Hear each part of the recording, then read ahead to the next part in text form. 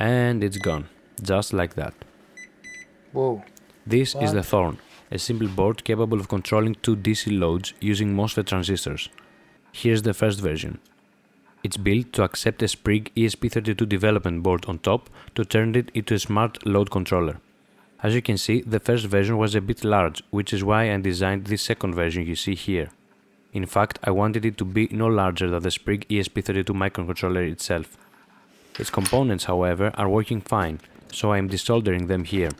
They will be reused for the new version of the board. The first version also had a major flaw.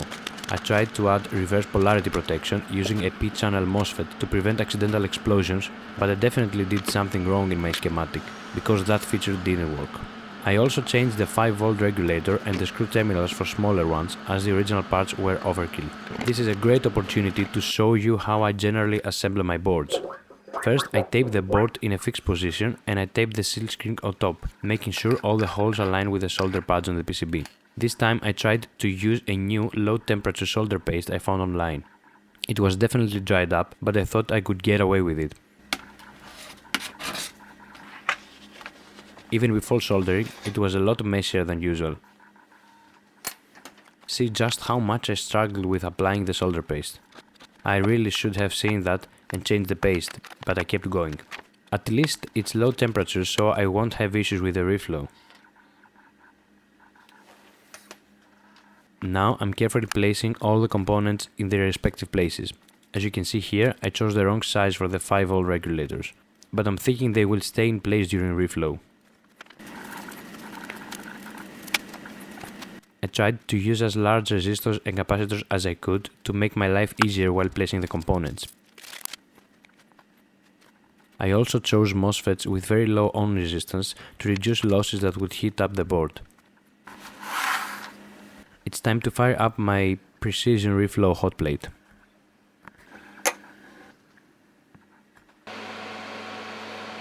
At first everything seemed to go fine, but then I noticed a brown residue near the pads. Oh, and the regulator started running around. What a surprise. I really don't like the way this solder paste flowed, but once this process starts, it can't be stopped. So naturally I hand soldered everything to make sure the connections are good, even though it looks terrible. There's only one thing left to be soldered: the screw terminals for the input and load connections, and the pin headers for connecting a Sprig to it. And with that, it's time for testing. The schematic is quite simple, so the first thing I tested was the reverse polarity protection, the main feature I wanted to fix from the old version. And yes, I still couldn't get it right. Really, how many PCB orders do I have to make before I learn from my mistakes? Fortunately, PCBWay came to the rescue by providing me with a new version 3 of the Thorn. They didn't only provide these boards, but also many other Sprig stack expansion PCBs, and a new version of my most important board, the Sprig V3. Subscribe to follow me through my journey of creating a robust open source IoT ecosystem. My first impression is really good, as the boards are excellent quality. Most of all, I'm impressed with their packaging though.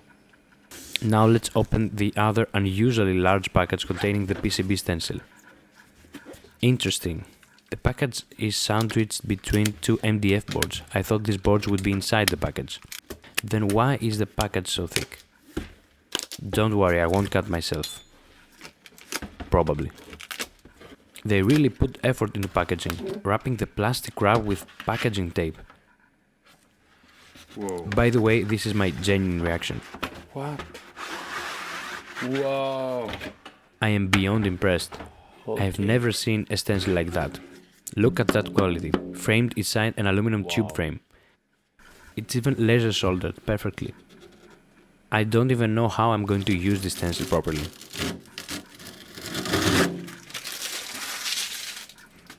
Fragile. I think the track carrying it is more fragile than this stencil. Thanks again, PCBWay, for the support.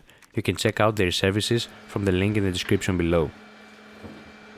Now it's time for desoldering again. I really think I fixed all the issues in the schematic this time. This project got much more expensive than I thought it would. It's just a board with two transistors after all. How hard could it be, I thought when I first started designing them. But going from a prototype to a finished product is much more complicated than I realized, even for this simple board. This time, of course, I'm using a different solder paste, lead-free again, but high temperature. You can see how it spreads much more evenly. The small components such as resistors, capacitors and the Zener diodes aren't worth salvaging from the old boards, as they are very cheap, so I'm only using the transistors, which are good quality ones. I also fixed the size issue of the 5V regulator this time.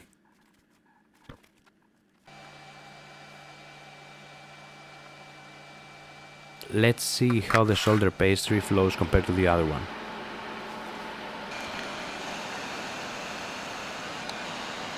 That is a night and day difference. Now it's time for testing. I hope for the last time. First, I tested its main function, to open and close a DC load, which is this 100W LED panel, by the way. It should turn on now. Why? Why? Oh, that's why.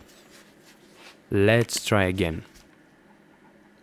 Okay, it works. That's a relief. Now for the important test, the reverse polarity protection. It should not turn on, and most importantly, nothing should blow up even at 30V reverse input voltage.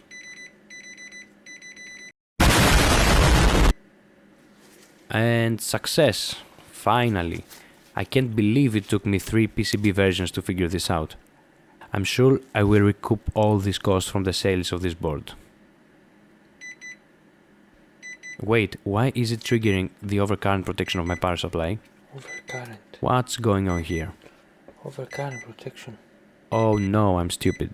I tried to power a Whoa. 12V load through my board using 30V, burning up a transistor.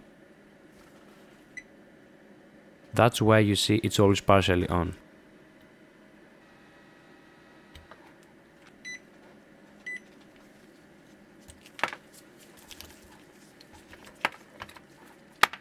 Let's try another board. This time I will use a larger load, this coil of wire you see here.